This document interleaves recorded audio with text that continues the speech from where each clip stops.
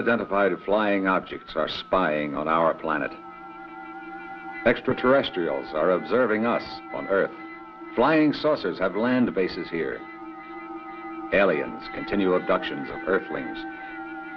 These shocking statements are being made by space scientists all over the world. No matter what the language, the message is the same. We are being watched by beings from outer space. Scientists are now convinced that the UFO syndrome is indeed a fact. Some of our own astronauts have told of UFO sightings while on space missions. But their motion pictures, still photos, and even direct transmissions to mission control have either been censored or completely suppressed. And their evidence has been put under wraps.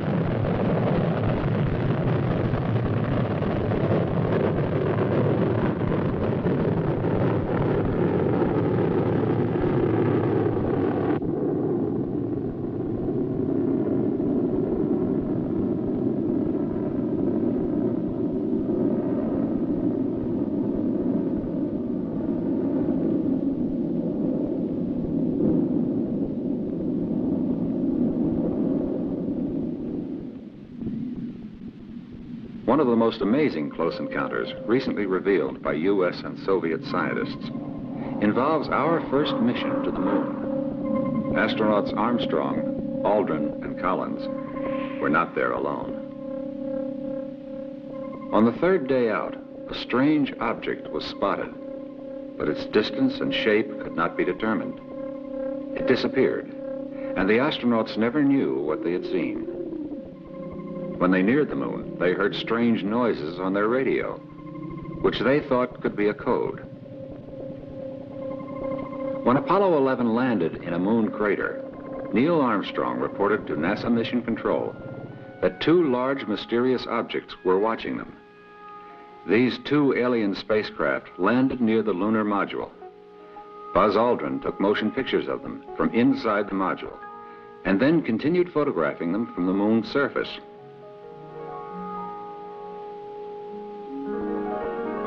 The aliens took off shortly after Armstrong and Aldrin stepped onto the moon.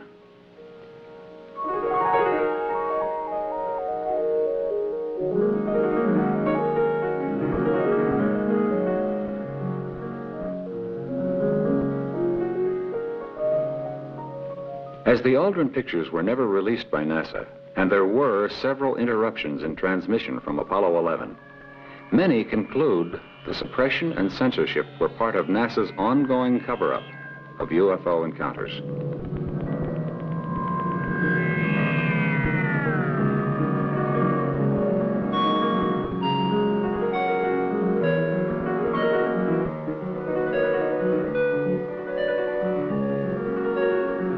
Despite government's secretive attitude and the playing down of all reports, ufologists have continued their investigations with fervor.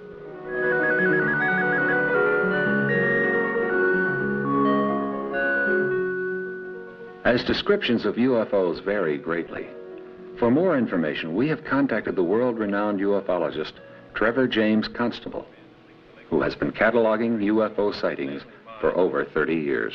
With reference to each particular type of photograph that I have taken, there are available similar photographs from other sources that were taken by people actually with little or no knowledge of this phenomenon, and usually they were accidentally taken.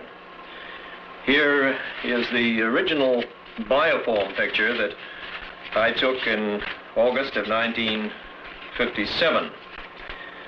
We call that one the amoeba, and there are some 4 successive photographs of this thing taken on infrared film immediately above my head, and then on the later exposures against the known background of the desert floor, a place to which you could return any time if you wished.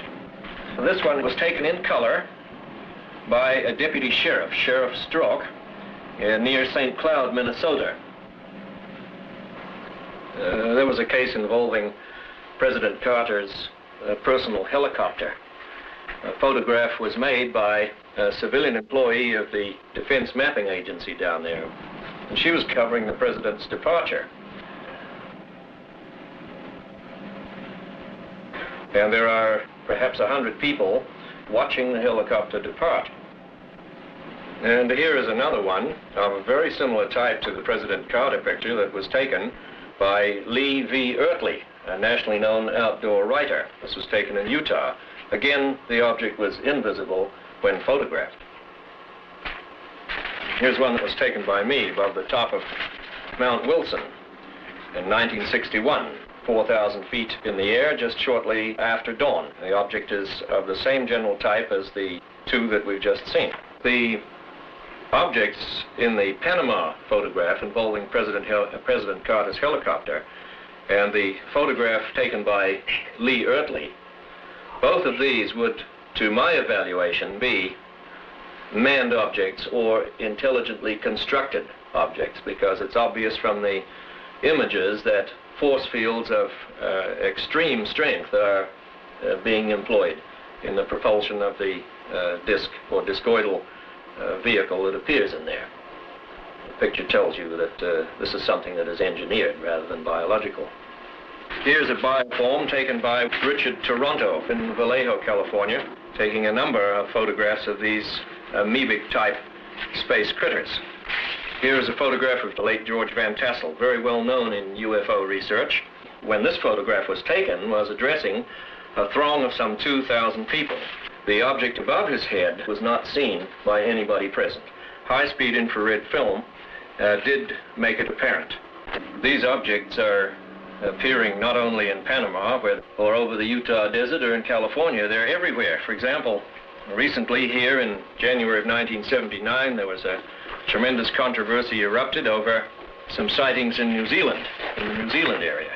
The clippings are here, and they involve pronouncements about these incidents by purported experts. In fact, the newspapers refer to them as experts. Well, there are no experts in this field. There are only people whose level of ignorance varies. And this is characteristic of much that has gone on since this whole thing broke in on the world. Astronomers and people like this who have some authority and standing immediately jump in with negative opinions over things on which they're not fully informed. All these things involve, to some degree, the activities of governments. And of course, the role of our own government in maintaining secrecy on these things is itself a subject of considerable controversy. San Diego, California UFO researcher Timothy Shanks verifies extensive investigations by many governments, even though most will not acknowledge the existence of UFOs. Work in Europe, they are taking it a lot more seriously than here. The Netherlands, Brazil is also, England is experiencing a lot of sightings. All over the world, yes, Japan is interested. The USSR is very much interested. Venezuela, Argentina, Mexico, Brazil, Norway, Sweden, the Philippines, Chile, France, and Grenada.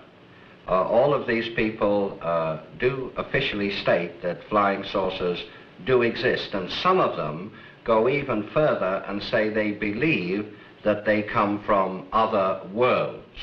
A country that does not believe in the existence of UFOs is a country of deep sleepers. For instance, America, Russia, and England have studied UFOs for a number of years, and I think they have amassed sufficient information to know of their existence. But you see, they will not officially admit that they know of the existence of unidentified flying objects. Dr. George King, president of the Aetherius Society, an international authority on UFO investigations. Trevor Constable jumps into the ongoing governmental controversy. There is, however, no doubt, if one is to believe a distinguished Canadian scientist, that there is, in our country, a super-secret group, a super-secret scientific group through which all this critical UFO information is channeled. The late Wilbert Smith, who was a scientist with the Canadian government and headed the Canadian government's Project Magnet back in the 1950s, in an attempt to penetrate the propulsion secrets of the UFOs, stated in a tape-recorded interview made before his death that certain samples had been forwarded to him in Canada from Washington for analysis. And after he made the analysis in Canada, he was required to return the fragments to this super-secret agency in Washington. And he specifically stated that the agency was higher than the CIA. So the government is in it up to its neck, despite any press and propaganda releases that the Air Force or anybody else makes to the contrary. They're in it. Dr. Frank E. Stranges, director of the National Investigations Committee on Unidentified Flying Objects, takes a shot at government and its cover-up. I would say in my 32 or 33 years of UFO investigation, I have found definite evidence of a conspiracy. When we speak of the word conspiracy, it's a group of individuals who gather together with a prime purpose of either doing good or evil to a subject or another. As far as UFO conspiracy is concerned, yes, there are forces at work to squelch all valid UFO material. The United Nations has gone on record as saying that they would favor open hearings, open investigation, but the first nation to object was the United States, and this is rather comical. However, the United States Air Force still contends that UFOs do not pose any threat against the security of the United States, nor does it represent any more advanced technology other than we can meet. Man's vanity leads him to believe that he is the only intelligence in the universe, but there has to be something else out there. Too many hard facts lead to the conclusion that we are not alone, and some of us are being contacted by other intelligent forces. Dr. King tells of his personal encounter. It was an amazing happening. It's something which really did affect me very, very greatly. I became aware of a presence standing beside me. I did see Jesus physically. He was tall, he wore a robe which had a strange iridescent quality about it. It kind of shone in the light. Not like a phosphorescent article does, but in a rather unexplainable way to me. The whole figure made so much light that I could plainly see his face and his features. Beneath the robe, which was divided in the front, I could see that he had a purple belt, and in this purple belt there were some jewels. They seemed to glow from within. In his hand, he had a small wand-like instrument. Beneath the robe, he had on a jumpsuit type of thing. He had long brown hair and, surprisingly enough, blue eyes. He was tanned a golden brown color, as though he had been subjected to infrared bombardment, had been in the sunlight an awful lot. He leveled this wand at me, then I lost all consciousness. When the Master Jesus departed, he moved over to the side of me, and it was then that I regained consciousness. I saw a vehicle somewhat similar to this one here, this model here, a flying saucer, a scout patrol vessel, and it came down and hovered a few feet above the earth.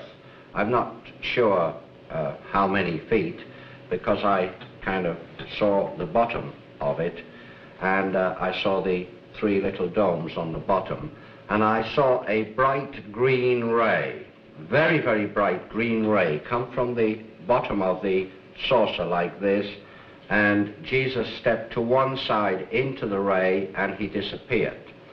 I believe he was taken up into the craft in that way, because I saw this craft move through the heavens and join two more craft which had been hovering there during the whole experience.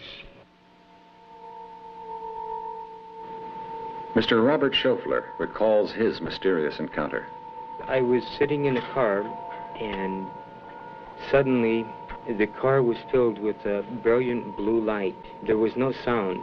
I looked up to the sky, and there was a beam of light coming down towards me.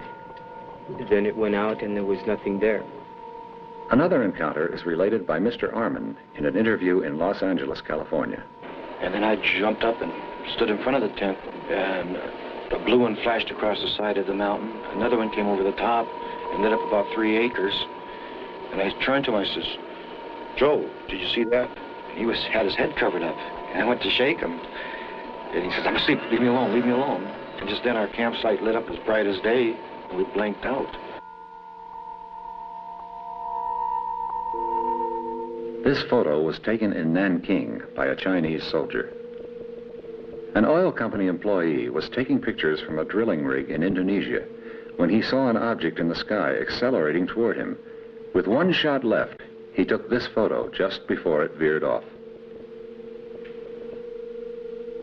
Photographic evidence of unidentified flying objects has come from all over the world.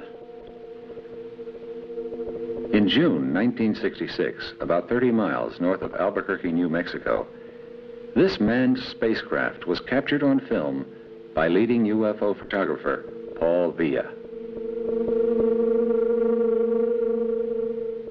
3 years earlier, Villa shot this UFO as it passed over his head just above the trees, close enough for him to feel its heat. The saucer flipped on its edge, its lower half rotating. Then it traveled sideways while moving up and down. The ship hovered for some time. Mr. Villa estimated its size to be between 160 and 170 feet in diameter. This sighting covered a 5-minute time span. This photo was snapped near the Sandia Indian Pueblo.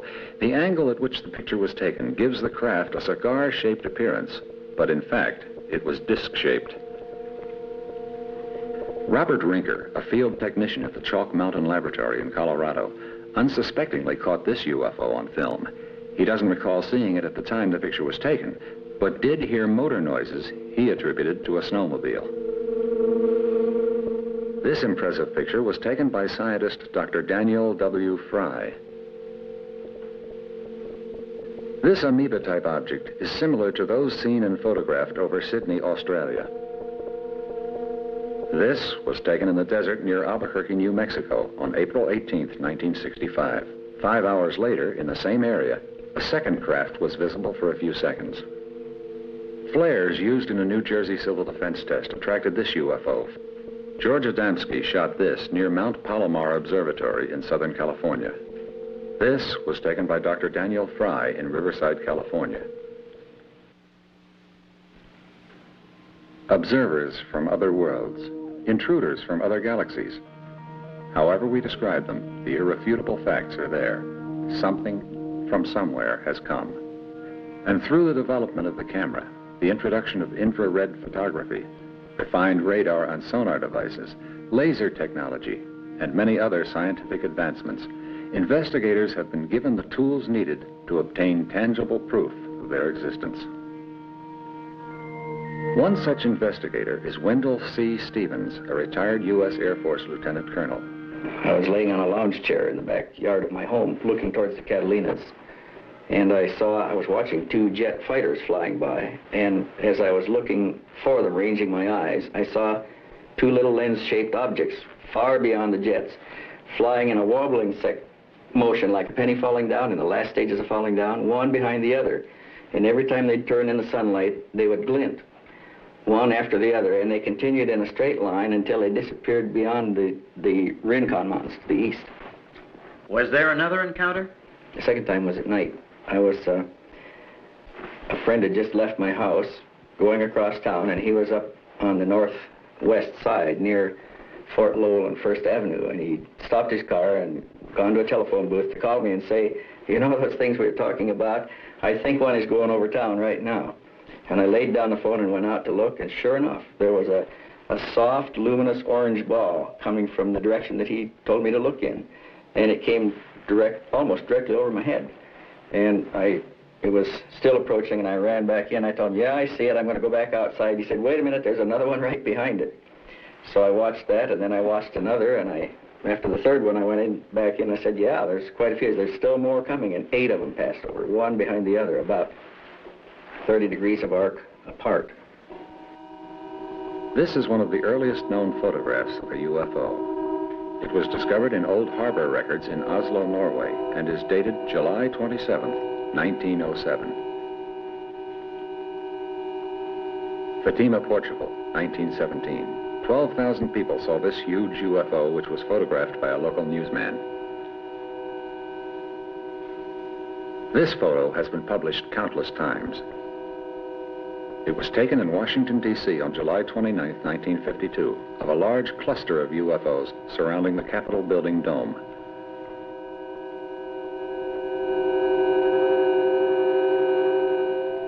A Marine Corps pilot, while flying reconnaissance over Korea during the police action of the 50s, spotted this object, gave chase, and was able to get this aerial photo before the unknown darted out of sight. This was shot by an 11-year-old boy in Japan in 1976 and declared authentic by experts. The location was Tainter Lake near Colfax, Wisconsin, April 1978. A man and his girlfriend were enjoying their afternoon of fishing when the sighting occurred. He grabbed his Instamatic camera and shot these photographs during the 3 to 4 minute encounter. Mr. Joyce and his wife Norma, on an evening walk in Hot Springs, Arkansas, spotted this UFO. Wendell Stevens continues. I had some contact with witnesses in Alaska when I was on a military assignment up there. They experienced close approaches by circular disc-shaped craft over the polar area as we were mapping that region from 1947 to 1950. Although limited in ways of communication and record keeping, there are still many indications that sighting of UFOs and alien encounters occurred thousands of years ago.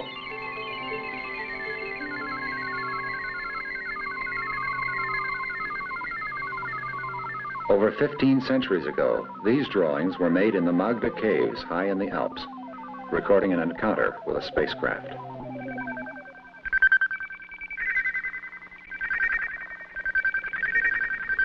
Together with the objects most familiar to the early caveman, such as the bull, horses, and trees, we find over and over again, most faithfully reproduced, other things natural to the environment.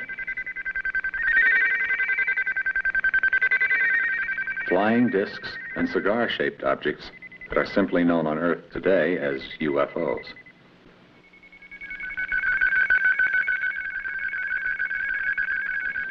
When cataloged by archaeologists, amazing similarities were found between the shapes in the ancient drawings and the pictures being taken by UFO photographers today.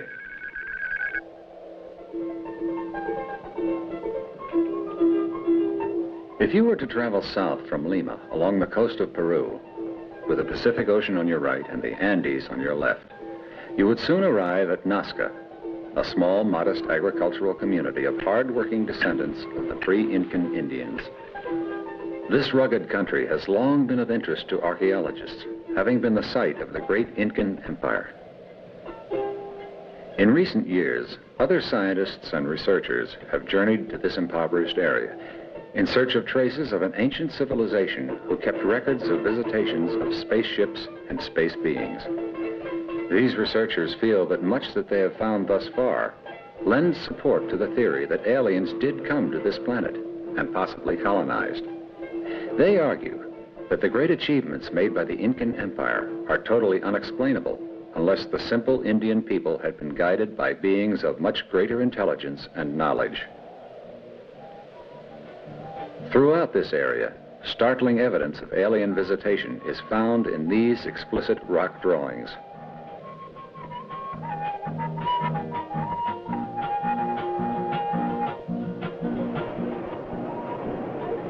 Modern Swiss writer Erich von Däniken, in Chariots of the Gods, advances the notion that some 30 to 50,000 years ago, visitors from another star system not only landed on Earth, but interbred with the ancient Indians living in the area, leading to the interesting possibility that the present-day Nazcans are the descendants of those alien visitors of the past.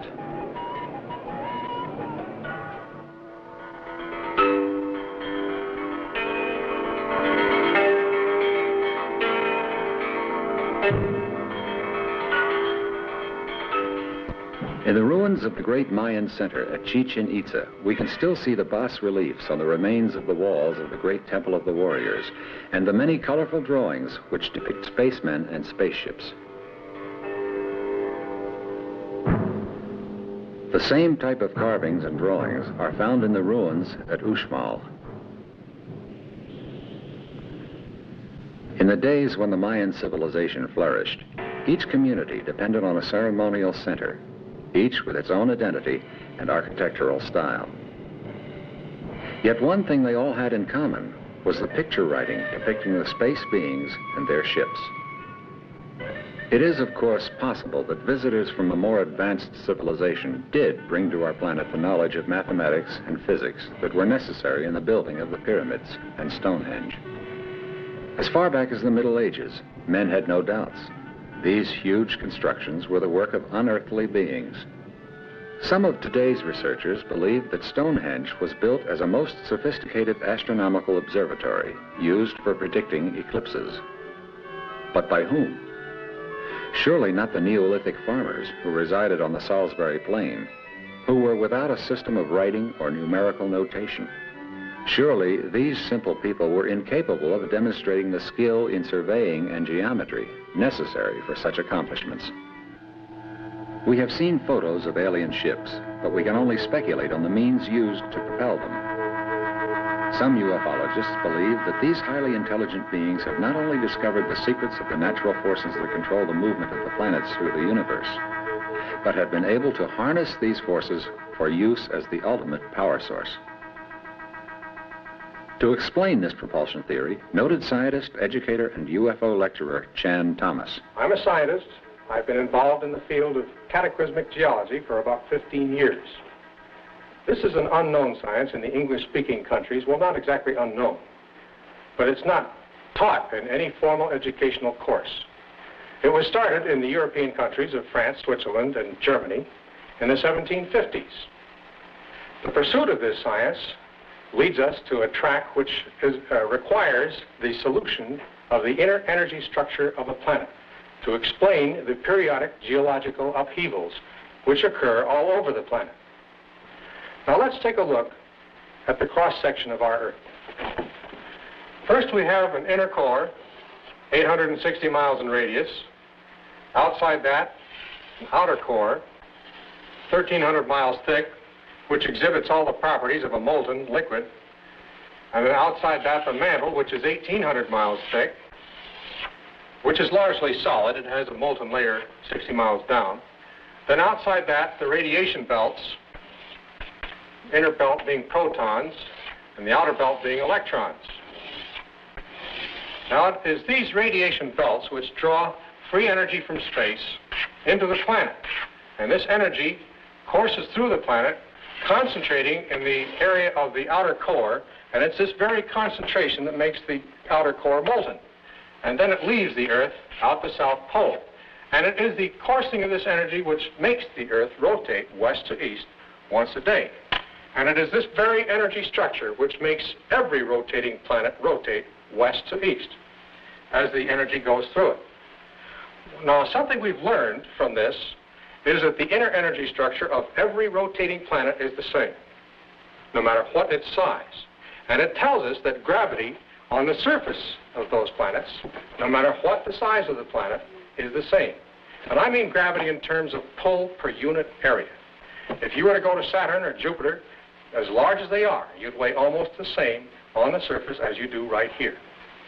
This means that life, as we know it, is much more plausible than we were led to believe up to now on any planet, as long as it's rotating, no matter what the size of that planet. This is intriguing, isn't it?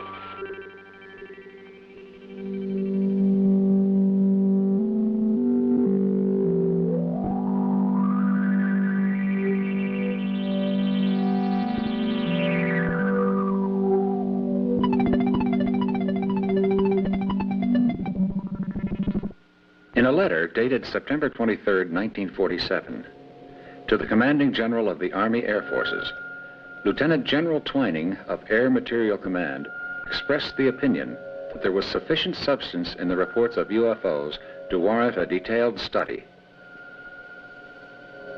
On December 30th, 1947, Project Sign, later known as Project Blue Book, was born.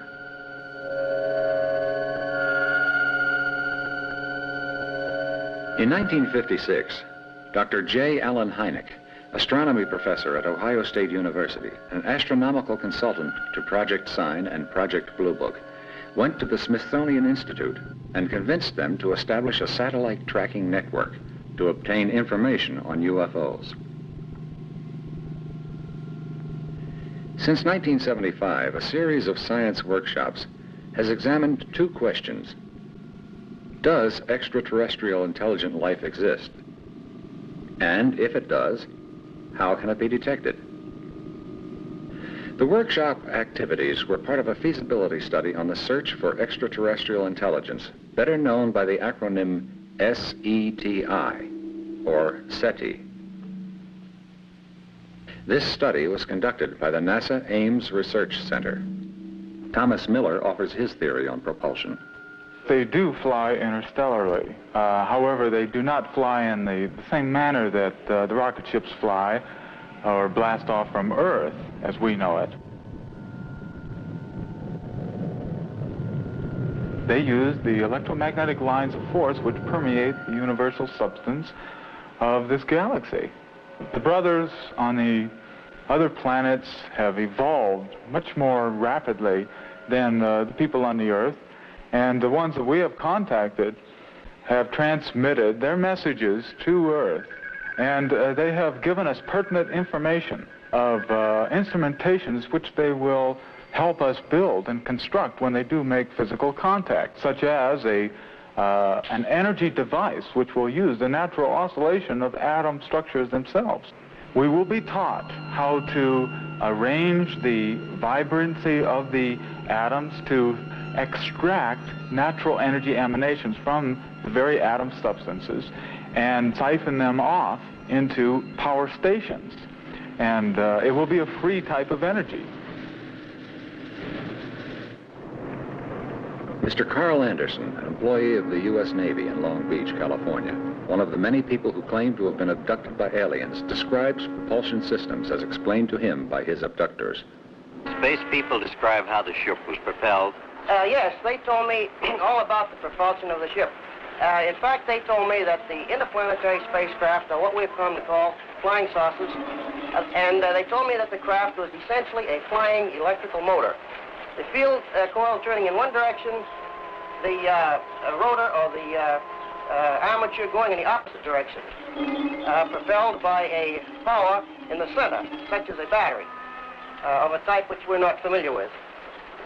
They told me that when these two counter-rotating sources revolve to a speed relative to the Earth as it turns in its axis, in relation to its mass, that it becomes weightless due to the fact that the electromagnetic lines of force thrown off by the craft repel the magnetic lines of force that the Earth create, and thus propel it away from the Earth's surface.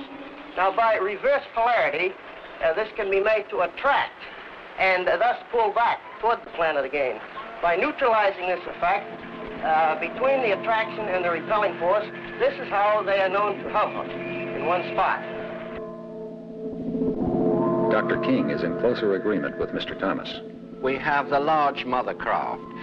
These can be tremendous size. They have a capability of, shall we say, tuning into natural magnetic forces which do flow very freely through this galaxy and transferring that into kinetic energy. The usual type of scout patrol vessel, like that in this little model here, which, by the way, is made exactly to scale. This is a model of a scout patrol vessel, which is about 32.5 feet in diameter. Now, this vessel here has three propulsion units. One I won't mention at this time, it's too complex. The other, again, it's capable of tuning into the natural flow of forces throughout the universe. But the third one is very interesting. As these vehicles operate for the most part quite near to a planetary mass, such as Earth or another planet, they're able to reverse the flow of gravity. The space people know, by the way, that gravity has two poles, rather like a magnet. A magnet has a north and a south pole. Gravity has a positive and negative pole. And they're able to reverse the flow of this gravity so that a planetary mass can repel the vehicle or attract it. This is often the reason why some scout patrol vessels fly in a rather, shall we say, erratic manner. This is an artist's impression of the third satellite. On the top, there is a huge crystalline dome for collecting the sun's energies. At the bottom, there's a power matrix for transmitting the sun's energies after they have been conditioned by the enormous crystals within the craft. This next drawing gives you a rough idea of the position of the third satellite. You see the impression of the sun, the energies being collected by the dome at the top and transmitted to Earth through the power matrix at the bottom. This alien was photographed in Milan, Italy, before the shouts of other witnesses frightened it away. These alien figures became visible only after the film was developed. Sir Cedric Allingham, former RAF pilot, photographed this giant alien in Scotland. In 1973, a family, while traveling near Mexico City, encountered this strange object. They fled the scene after getting these photos, which have been declared genuine by Robert Padilla, Special Service Director of Kodak, Mexico. Near Rio de Janeiro on October 8, 1977, Antonio La Rubia, a bus driver, walked to a large field near his home to wait for his ride to work. It was 2:15 in the morning, and the dim light made it difficult to identify the enormous leaden object blocking his path. Suddenly, an intense blue light illuminated the field, and three robot-like creatures appeared beside him. The next thing he was aware of was being inside a ship and being examined by the aliens, at which time he claimed they took a sample of his blood and made drawings with it on a TV-like screen. The next thing he knew, the spacecraft had disappeared and he was standing in front of the bus terminal where he worked. Persistent hounding by the press drove La Rubia into seclusion. In May of 1977, an Air Force officer and his son were driving in the country near Buenos Aires when the youngster spotted a huge capsule in the sky which ejected 3 luminous objects, then took off. Moments later, the 3 scouts disappeared in the same direction. A commercial pilot was returning to Rio de Janeiro from the international airport. About a mile from the field, he saw an object in the sky. These are photos taken of the Saturn-shaped object, which had been hovering between 2 airport runways.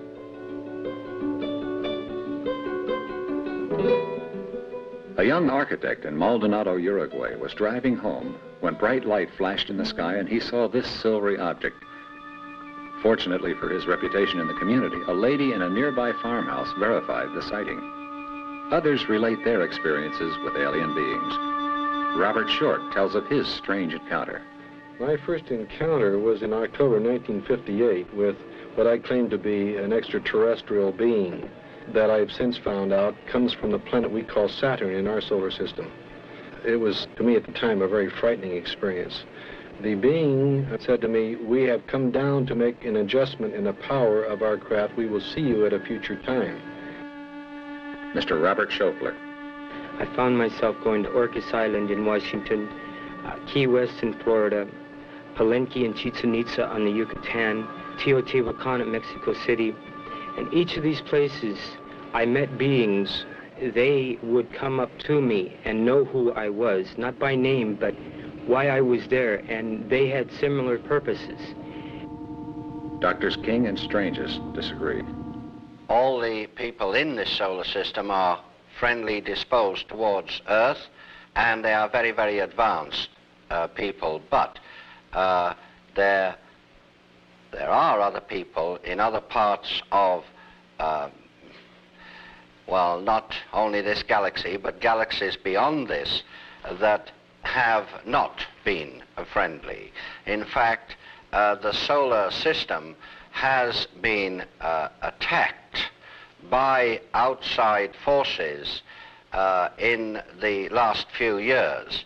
And in order to repel these forces, there was something which we might call a galactic war. UFOs have had this Earth under surveillance for many thousands of years, and if they were going to attack or cause the human race any problems, they would have done so a long time ago. But there have been a few cases where some cattle and some people have even suffered because of so-called negative saucers. Someone said if these are intelligent beings from outer space, they couldn't be too intelligent if they're visiting the planet Earth. But on the other hand, I believe that we have been a source of, shall we say, potential threat, because as one scientist put it, we can take and set the atmosphere on fire with hydrogen devices, and this could cause the planet Earth to be completely destroyed by fire, and in so doing, it could disturb the other planets in our solar system. Mr. Thomas Miller. They will be landing very soon as the Earthman receives the Space Brothers in an open and receptive way where they would lay down their hatreds, because the Space Brothers bring a whole new way of life which will restructure society as a whole. We will start to tear down the various prejudices which we have had against life on other planets, life in other worlds. Chan Thomas discusses solar energy. Let's take a look at what would happen were we to build a model of this. You know, this is a pretty good space vehicle. Oh, yes, it's limited, to be sure. It only orbits and rotates. But it's been doing a pretty good job for almost 5 billion years of just orbiting and just rotating. Well, let's build a model which we can control more than nature controls a planet. And let's build an inner core which, instead of being solid, is hollow. And let's build an outer core around it, which we'll call the shell of this model. And let's leave off the mantle, because planets, when they're born, don't have any mantles. Our mantle has grown on it since it was born. And let's have this vehicle with its own radiation belts, inner belt of protons and the outer belt of electrons. And these actually form donut lenses, as I like to call them, to draw free energy from space into this model, and it courses around the inner core. Now, with the polar structure, unlike that of planet, first with one north pole, as any planet has, but 3 south poles instead of 1 south pole on our model. And somehow in this, I won't go into the technical details here, but somehow within this vehicle, this model, let's retain the ability of taking this energy as it courses around the model and distributing it to any 1, 2, or 3 of the south poles, so that the energy leaving is not like a planet just out the south pole. We can make it go out in any direction we want to, horizontally if we want to, or vertically by summing the outputs of the 3 poles.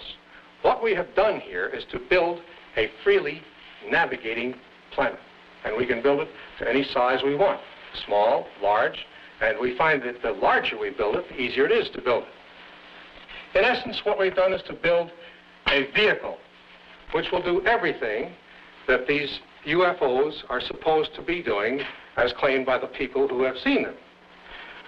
Well, what about UFOs? I really don't care whether they exist or not. I think the problem is to build one. Let's get on with the business of building these vehicles. And if the UFOs are there, we'll join them. And if they're not there, look how far ahead we'll be.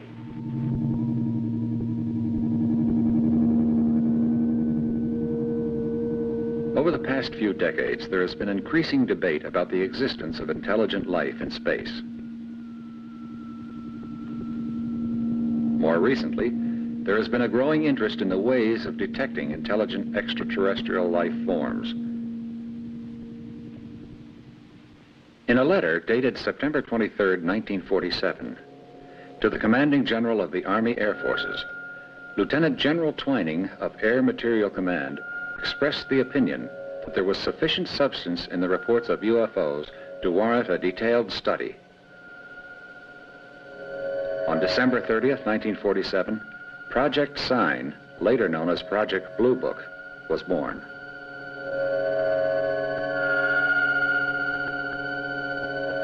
In 1956, Dr. J. Allen Hynek, astronomy professor at Ohio State University, an astronomical consultant to Project Sign and Project Blue Book, went to the Smithsonian Institute and convinced them to establish a satellite tracking network to obtain information on UFOs. Since 1975, a series of science workshops has examined 2 questions. Does extraterrestrial intelligent life exist? And if it does, how can it be detected? The workshop activities were part of a feasibility study on the search for extraterrestrial intelligence, better known by the acronym SETI, or SETI. This study was conducted by the NASA Ames Research Center. Project Blue Book, begun as Project Sign in 1947, assigned its staff to carry out 3 main functions. First, try to find an explanation for all reported sightings of UFOs. Second, determine if UFOs pose any threat to the security of the United States. Third, determine if UFOs could contribute any advanced technical or scientific knowledge. Blue Book officers were stationed at every Air Force base in the nation. The project produced what the Air Force considered a satisfactory explanation for most of the nearly 13,000 sightings reported through 1969. Of the unexplained UFO incidents, the official statement is, the description of the object or its motion cannot be correlated with any known object or phenomenon. On the basis of Blue Book reports, the Air Force drew the following conclusions. First, no UFO has ever given any indication of threat to the national security. Second, there is no evidence that UFOs represent technology beyond present-day scientific knowledge. Third, there is no evidence that any UFOs are extraterrestrial vehicles. Many skeptics charged that the Air Force was not telling all that it knew, and the transfer of the responsibility of UFO research from the Air Force to the University of Colorado in 1969 did little to end the suspicions and outright accusations of cover-up and censorship.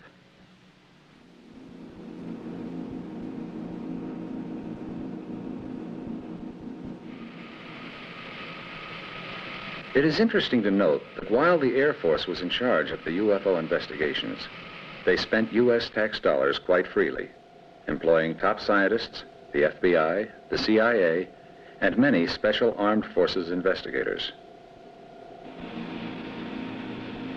For nearly 30 years, the Air Force kept its files classified. But now, with the release of the Project Blue Book reports to the public, you can read for yourselves the actual interviews, reports, and transcribed conversations of witnesses to UFO activity and draw your own conclusions. UFOlogists now agree we must turn to the scientific community, not the military, for UFO investigations. Scientists differ in their speculations as to the kind of life forms which may exist in outer space. The Soviets seem committed to the idea that it would be essentially the same kind of life as exists here on Earth, from bacteria to man. In Western scientific circles, many possibilities are explored. Life based on ammonia, or even inorganic compounds. All over the world, researchers are simulating the conditions of other planets in the laboratory in order to see if bacteria and other simple organisms can survive. In many cases, the Earth bacteria has shown remarkable endurance and adaptability.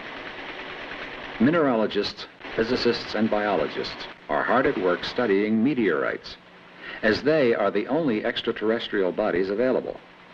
The proof of the existence of organic substances in meteorites would support the existence of life outside the Earth.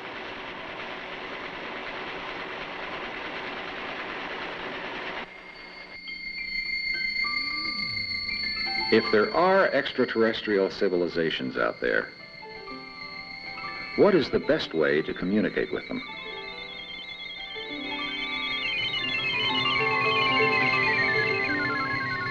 With our present technology, we can only hope the radio signals we are beaming into the galaxy will be heard and answered. Some say we have been heard, and that UFOs are explorers who have come to study the source of the transmissions. During the last solar eclipse of the 20th century, Dr. Halldór Hallsson, a local dentist, took several photos from his vantage point on the beach in Iceland. He did not know until his film was processed that he had photographed this UFO. A few miles down the beach, Mr. K.G. Jensen of Germany was there to record the historic eclipse. Jensen did, however, notice the UFO and deliberately photographed it. Several other people reported seeing the UFO that day.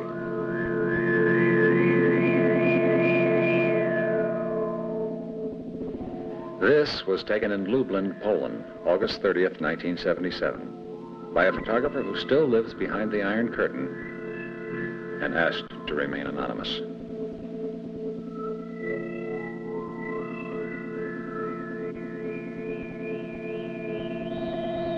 Patricia Monin tells her story. It was January 1977. As we came to the station where my father is a customs officer, when we came upon this thing which sat motionless in the sky.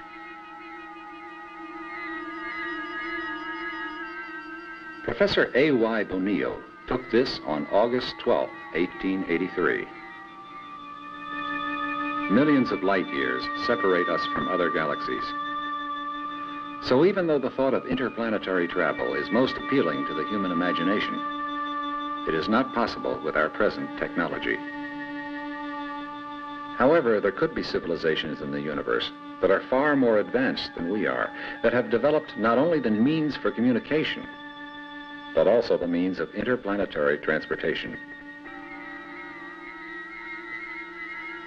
Mr. Woody Atkins deliberately set out to photograph UFOs reported in the vicinity of Lawrence, South Carolina on January 31st, 1978. He had 2 cameras, both equipped with ultraviolet filters. The 2 rolls of film were sent to different labs for processing. The original slides from roll 1 were lost, but fortunately the originals were returned on the second roll, and they were computer enhanced. These are the results of that procedure. Notice the amoeba-like appearance of the object after being examined by the computer. This particular form of UFO has been the subject of great study by Trevor James Constable, pioneer UFO investigator. Amongst the things that I've discovered, I feel that the most important is the establishment of 2 main classes of these objects. In other words, the introduction of what I consider to be the first qualitative element in the whole subject. This is the division of these multiform phenomena into 2 main separate divisions.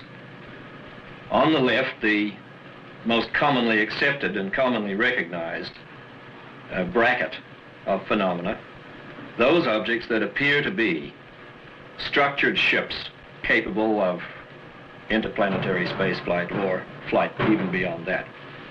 In other words, high-performance craft. And on the right, in the other main bracket, living organisms that are native to our atmosphere and which represent a whole new branch of biology and indeed a complete biological revolution.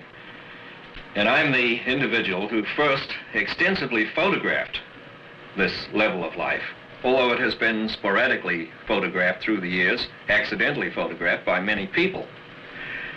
And these days, even Kenneth Arnold, the man who first put the term flying saucers into the English language, he himself now accepts that these atmospheric fauna, for want of a better term, I call them the critters, that they constitute a very substantial body of the totality of what we now call UFOs. The crucial thing was the use of infrared film that is sensitive to heat as well as to light. And this simple substance, which has been in existence for, at least 75 years, it's the principles of sensitizing film to react to heat have been known for at least that long, enables you to double the size of the window with which you look at the universe.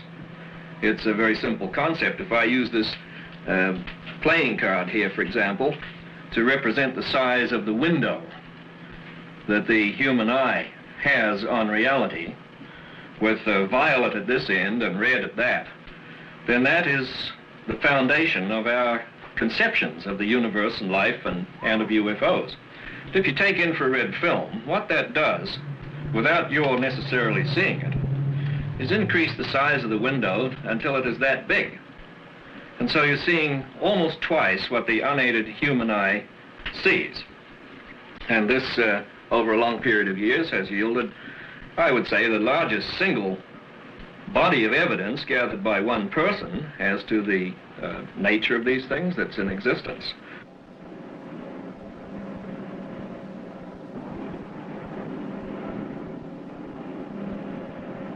The critters, as I call them, the living organisms of whatever kind in the atmosphere that are unseen.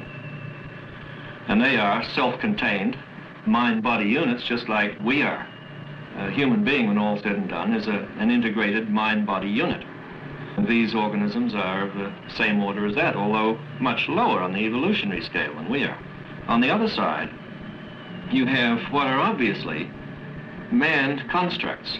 They are devices of some type that are propelled by manipulations of energy that we do not yet technically understand, and to which we are just beginning to gain fringe access.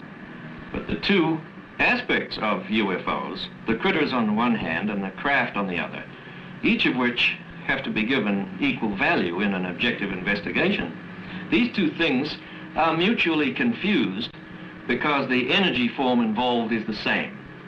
The energy that propels the critters is used technically by the ships. That's the way I conceive of it as being put together. One of the most interesting aspects of the UFO syndrome is the recurrence of reports of abductions of Earthlings by aliens from outer space. One of the oldest organizations involved in investigation of abductions is the Aerial Phenomena Research Organization, headquartered in Tucson, Arizona. We interviewed its co-founder, Mr. Jim Lorenzen. Scientific consultant staff and investigators around the world. We collect reports from all around the world, and we analyze these reports and make some judgments as to their merit, and we accumulate a library which is available to scientists to study. This is a job that has not been undertaken by anyone else. We feel it's a need that really needs to be fulfilled. Travis Walton was in the National Forest in central Arizona in company of 6 other people. They saw at close hand an unidentified flying object. Travis approached it and was struck by a beam of some kind which knocked him down. The other people fled the scene.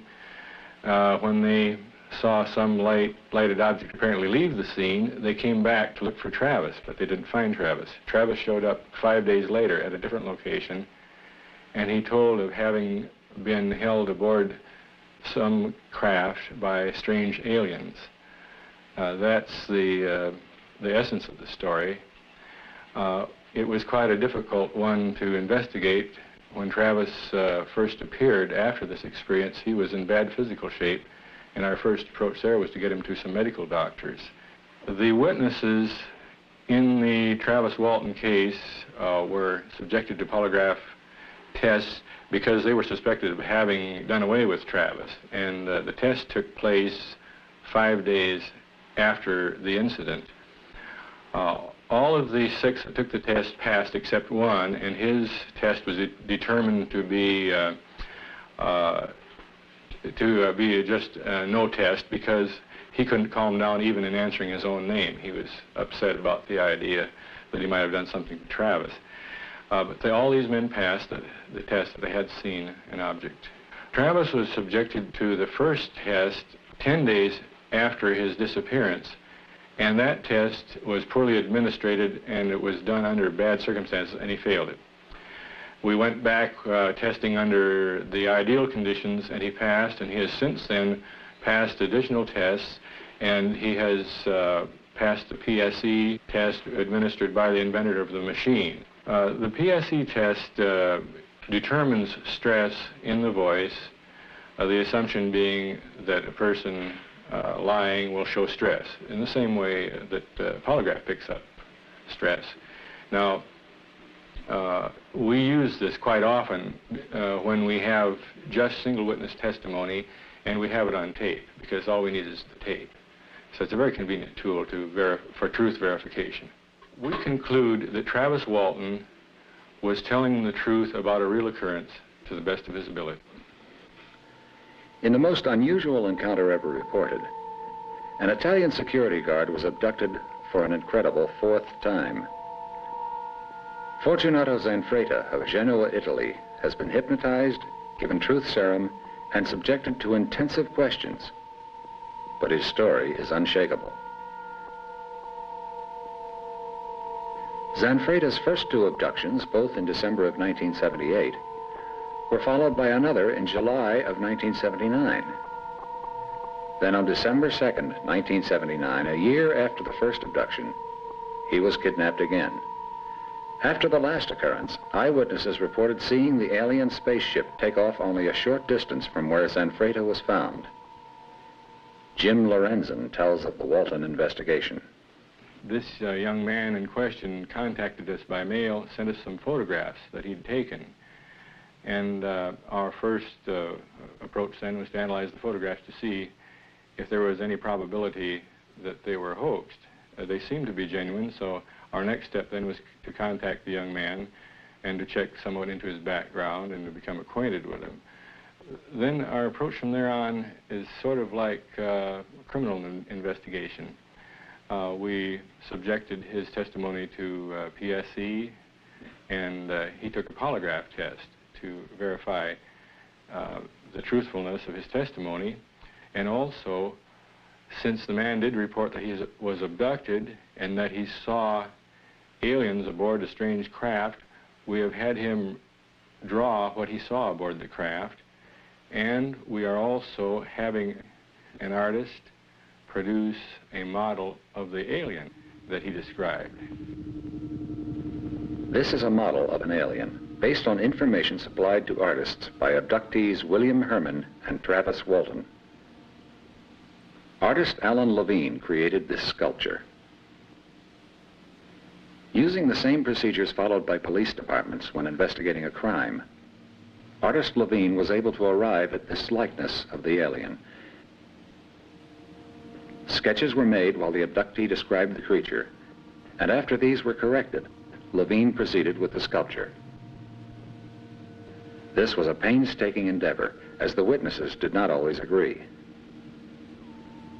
Both men agreed on the almond-shaped eyes, small nose and mouth, the unusual position of the ears, and the large hairless skull. And although the alien does have a mouth, all communication was telepathic.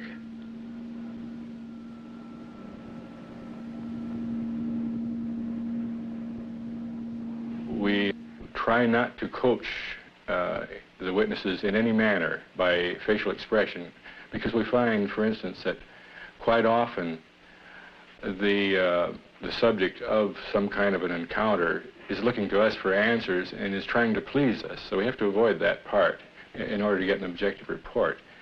I think that our first concern that we always show is the welfare of the witness.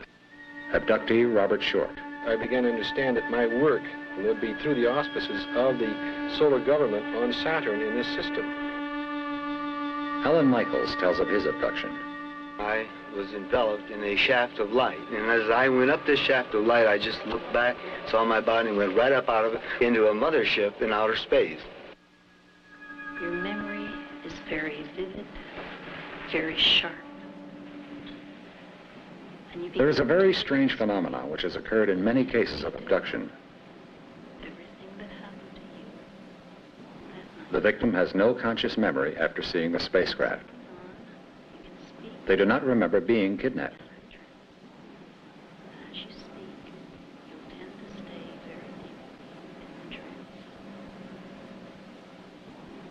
Vicki Davis didn't remember being abducted until she was regressed under hypnosis by a qualified medical doctor.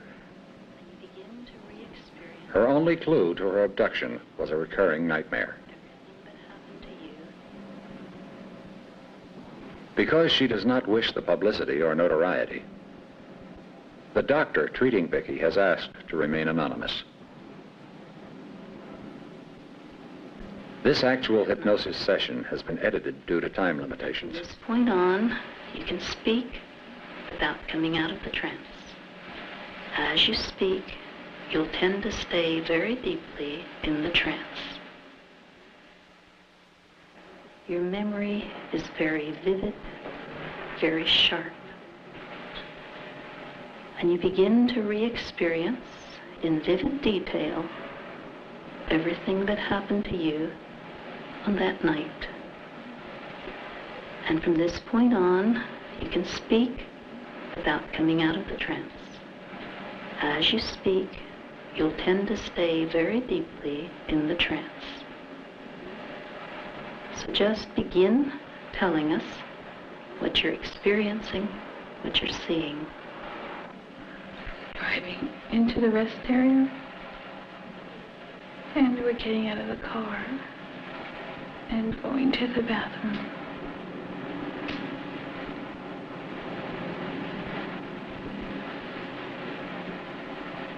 And we're looking for a phone.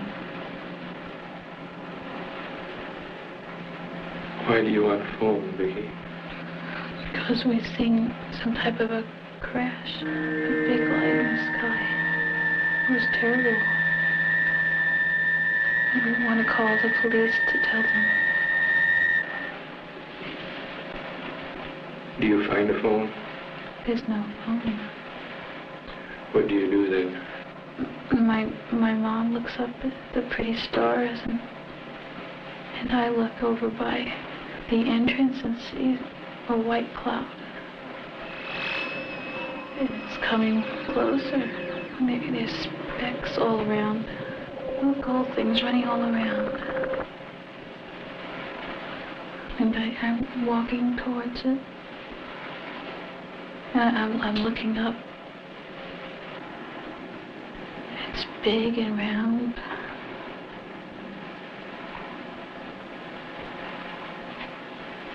Can you see into it?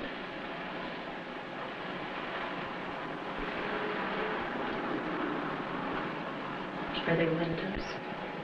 No. What do you see inside?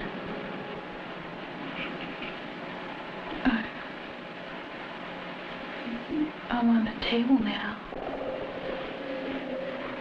Like a table, but it's not a table. How is it like a table? It's long, and it's off the ground. Do you know how you got there? No.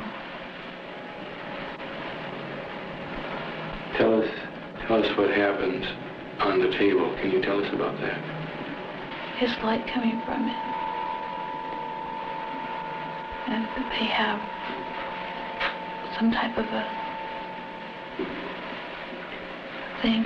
When you say that there are some things, can you be more specific and tell us what sort of things you're talking about? They're big energies, very glowing, and they move.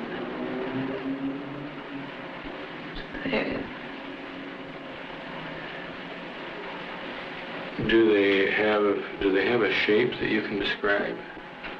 They sort of have like a head and like arms, but they don't really have feet. And they're glowing, changing. How do they move? They just float, bob. Are there any noises coming from them?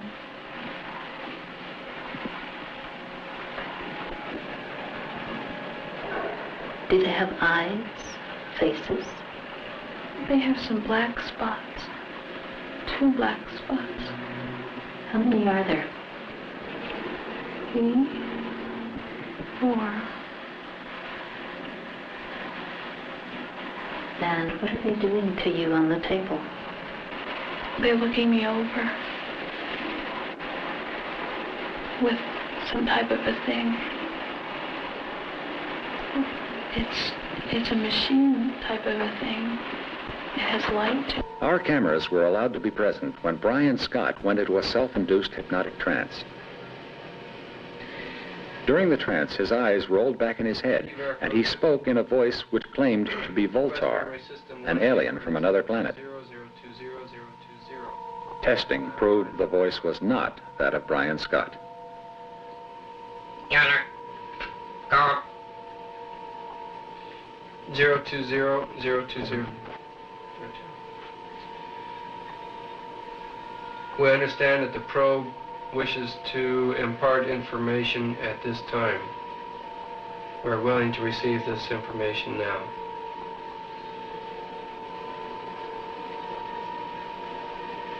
Acknowledge.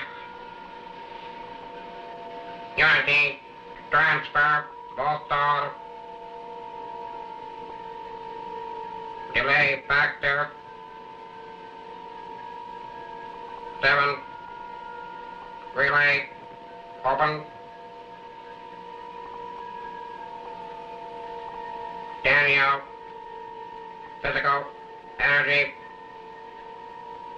displaced. Unity of the council. Dr. King discusses the cataclysmic results of alien intervention on our planet. There were ancient civilizations in chronological order. Lemuria came first, and some people believe that this was where the Pacific Ocean is now, and mankind reached quite a high stage of evolution in Lemuria, so high, in fact, that he discovered how to split the atom. And, of course, mankind being what he is, a very warlike creature, well, the result was the destruction of Lemuria. And also, the Earth at that time did flip a few degrees on its axis. Later on, we had another civilization built up again from the atomic ruins of the last, and that was Atlantis. Now, it's interesting thing about Atlantis is this, that at one time science can prove that the whole of Europe was covered with deep snow and ice, and some catastrophe happened very quickly which altered the course of the Gulf Stream so that it flowed nearer to the coast of Europe and up through and actually near the tip of the north of Scotland. Some people believe that this was a part of the continent of Atlantis going down.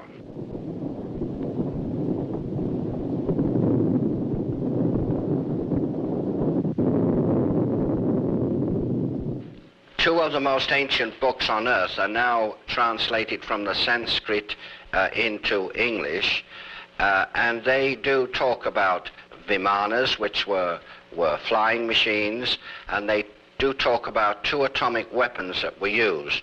One, the Brahma weapon, and the other called Indra's dart.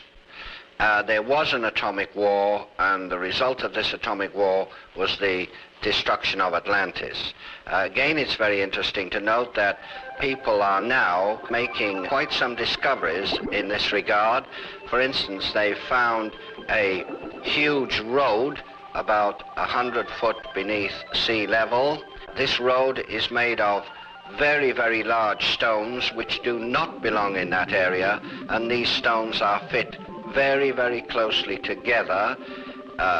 The stones, they estimate, weigh hundreds of tons each, and it's possible that the Atlanteans had powers which we do not have today.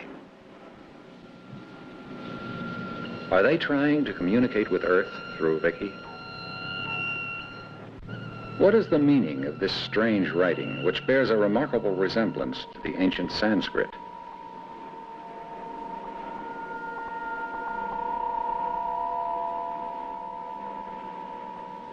What is the meaning of Prayana? Could it be the planet or solar system where Vicky's abductors came from? Doctor, is Vicky's case valid or unusual? Yes. I believe that she had a very valid experience, and this is corroborated by the regression of her mother to the same event. And while her mother was not abducted, her mother did describe a period of time lapse. Why do you, as a highly regarded medical doctor, investigate these abductee cases? Because I've had a personal UFO experience. I have seen UFOs in my own experience, and that's why I am interested in it. Was that a frightening or traumatic experience for you? No, simply a sighting. I see. Do you think someone could be abducted or taken away and have no conscious memory of such an occurrence, Doctor? Not forever, no. I think it can be temporarily blocked, yes. Doctor, are you treating others with experiences similar to Vicky's? Yes, there are several, maybe 3 or 4, that are possible abductees. They're still in the preliminary stages, and we need to have further investigative sessions with them. Is hypnosis always an effective tool in these abduction cases? That varies with the individual. Everybody differs in their ability to go into hypnosis, and also they vary in their ability to go into a depth of hypnosis. It requires a fairly deep trance for regression. Could you tell us a little more about regression, Doctor, and how it works? Regression is simply taking the person back in time, in memory, to an event that had significance to him. Police departments now use hypnosis to try to learn the truth in criminal cases. Are you aware of this? And if so, what is your opinion? Yes, I think they're using it more and more, although I question the validity of such investigations because... Dixie Yetarian has asked her opinion of the possibility of extraterrestrials visiting our planet. I wouldn't want to discount the possibility, but I have to tell you that I'm a skeptic as far as most of the claims that are made. I feel that we probably are, well, that we would have to have tremendous egos if we were to feel that we're the only life forms throughout all of the universes. But I honestly don't feel that there are very many people who have had any contact with them. Tell me, Dixie, how do you explain the fact that even under testing, the abductees' stories remain unchanged? You know, in my classes, I teach my students to go into a meditation in which they have an experience in which they go up onto a mountain and then they materialize for themselves an old man who has all knowledge, and they can ask all kinds of questions to this person. The person is actually an aspect of their own personality. And if they were to have had such an experience in a meditative state without being told first that this was an aspect of their own personality, they might think that this was an extraterrestrial being or something. It's very possible that these people are in contact with some aspect of their own personality and are just self-deluded. I honestly don't believe most of the experiences, although I have to say that most of the people I've talked with who claim such experiences are very sincere. They really believe. To those who have had these experiences, they are very real. One such person is retired Air Force Colonel James McNamara, former press advisor and public information officer to General Van Fleet with the 8th Army in Korea. He is presently involved with city government in Los Angeles, California. Colonel McNamara. During my twofold career as a radio news reporter and a military man of some 23 years of service, I've encountered a number of incidences in the field of UFOs or unidentified flying objects to honestly believe that they are here, that they are real. For example, in 1954, I'm convinced that I had a sighting of a triangular formation of flying saucers over the coast of Santa Monica. At that time, I had reason to look to the skies. I was on a street intersection in Los Angeles, some 6 or 7 miles east of the city boundary of Santa Monica, and I was surveying the skies because I had been doing radio broadcasts for some time and had been capping them with weather forecasts. Unfortunately, the weatherman had been erroneous for the past 2 or 3 days, so I was looking to the skies to see if tonight he was perhaps right in predicting April showers. Now, my gaze was captured by 3 luminous discs over the coast of Santa Monica, arranged in triangular fashion. I watched these discs for approximately a minute, and then suddenly, with intervals of 2 or 3 seconds between the disappearance of each disc, they disappeared, one followed by another, and they all went in a path of a northwesterly direction, leaving no trail whatsoever behind them. What was incredible was the fact that they seemed to vanish as if the sky was nothing more than a sponge. That's how fast they seemed to disappear. Several months later, I had the opportunity of covering a story for a magazine, Pageant Magazine, a story, the locale of which was in San Fernando Valley. This had to do with a UFO sighting and a subsequent dropping of some very fine material, mysterious material, if you will, which I like to call angel's hair because it resembled the angel's hair which we decorate our Christmas trees.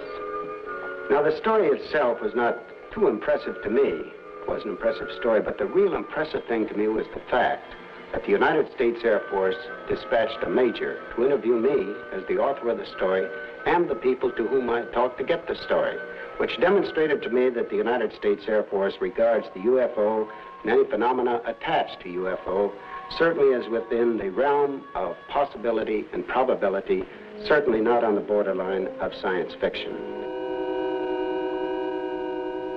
Mr. Michael Barton, California author and lecturer, does not doubt his experiences. The people who were with him at the time of the sightings believe it too. I have seen UFO on a number of occasions. One time at Harmony Grove, California, when we were at a convention, a saucer did appear, and a number of people saw the flying saucer directly over the lecture hall. This was in 1960. Recently, as recently as July 15th, 1965, I was with a party of 6 people, and we did observe 3 UFO demonstrating their maneuvers over Lake Elsinore, California, for 3.5 hours. We observed them through binoculars.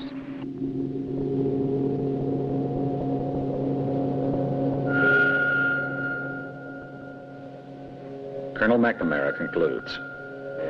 I have talked during my career as a reporter with many, many people who have had sightings of UFOs and who have given me the complete impression that they too, as I feel, believe that UFOs are real and that there are visitors here in our Earth from outer space. Alan Michaels makes a startling claim. There are some 2 million people in telepathic bodies on this planet now, making ready to receive Earth people to bring them into the kingdom of God. Dr. King claims there are at least 3 people from another planet living on Earth today. Ruth Norman, known as Space Ruthie, while preparing for the arrival of more extraterrestrials, speaks from her California base. Greetings, Earth people. I am your Space Fleet Coordinator. I'm the forerunner for the space people who will be landing before long now on your Earth planet. I am the messenger and forerunner and ambassador from many of the spiritual worlds and the physical planes and the astral dimensions who have come to this your Earth planet to introduce you people to a higher way of life. Dixie, if aliens were to contact someone here on Earth, who do you think it would be? Well, first of all, I think that they would probably contact some of our great minds, some of our political leaders. I really don't think that they would channel through so-called mediums and give information about the nitty-gritty affairs of a person's life. These mediums who claim to be channels for extraterrestrial beings, people come to them and ask about their love life and their business concerns. I really don't think extraterrestrials would be interested in that. There are many, many, countless thousands of people who live here, who have incarnated here, but not who have come via spaceship. They're self-deluded. I really believe that. Most of them. I wouldn't want to make that a blanket statement. The ones I've met. I think it's really dangerous what they're doing. Mainly, as I wrote in my book, I've seen too many cases of people getting involved with these people and watching a trance mediumship sort of experience and then going home and thinking, gee, I could do that. And they go into a trance experience and maybe contact some aspect of their own personality that they've sublimated, some fear or anger, and then bringing that forth and not being able to deal with it, and they end up on a psychiatrist's couch or at their priest's. Not all sightings can be dismissed as unreliable. An object standing still in the sky over England was photographed by an airline pilot taking home movies while on holiday. It hovered for quite a long time, and he knew it was definitely not an airplane. He continued filming it as it streaked across the sky, leaving a visible trail.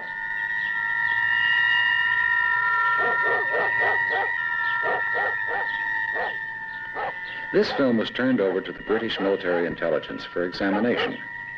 After extensive investigations, they were unable to identify the streaking object, and they classified it a UFO.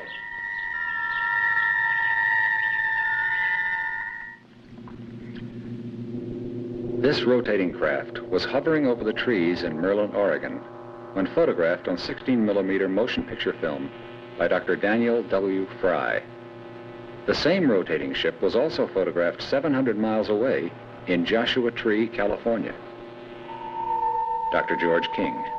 Almost always when people have a close proximity sighting, that is a UFO very near to the road, for instance, if they're driving along in their car, the car engine will stop and the headlights will go out, etc. This is common.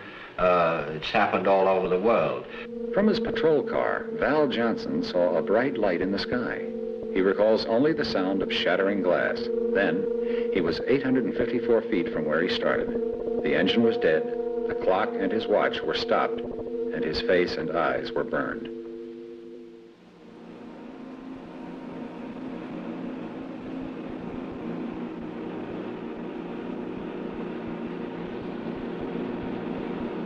Based on the many unanswered questions facing scientists and researchers in the field of unidentified flying objects, the search for extraterrestrial intelligent life must continue.